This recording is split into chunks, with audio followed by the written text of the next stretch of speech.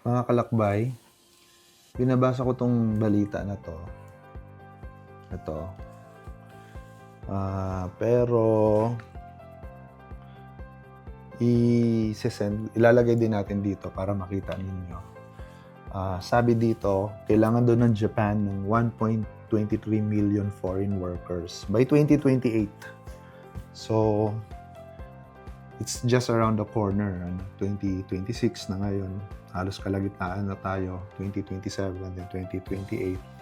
Marami-rami po ito. Marami-rami po itong 1.23 million Filipinos. 1.23 foreign workers ang kailangan po nila. Dahil alam naman natin na for the longest time ay ang population ng Japan has been going down. Shrinking po yung kanilang population. So, nung 2010 ay ang population nila ay 128 million. Tapos nung 2024 ay naging 123 million. So, from 128 to 123 million in just a span of 2010 to 2024. So, 14 years, At ang daming nabawas sa kanilang population at patuloy pa itong bumababa. So, kaya nangangailangan talaga sila ng maraming worker. Kailangan nila ng maraming worker. At given din na napakarami sa inyo ang gustong-gusto na pumunta ng Japan.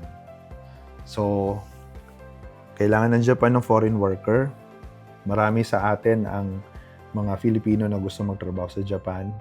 So, ano ang bangin sa gitna na nagpe-prevent para ito mangyari? Simple lang mga kalakbay. Simple lang. At gawa na natin ito ng paraan ngayon na. Dahil kung talagang kayo ay interesado, porsigido at nakikita ninyo ang nasusunod na pag-angat ninyo sa buhay ay nasa Japan para maabot ninyo ang inyong mga pangarap ninyo, gawin ninyo ito at sigurado ako, sooner than later, nasa Japan na kayo. Mag-aral kayo ng Nihongo. Mag-invest kayo sa sarili ninyo. Huwag na kayo mag-antay ng scholarship. Huwag na kayo mag-antay na bibigyan kayo ng agency. Huwag na kayo mag-antay ng libre, etc. Dahil kung gusto talaga ninyo, gawan ninyo ng paraan na matuto kayo mag-Nihongo.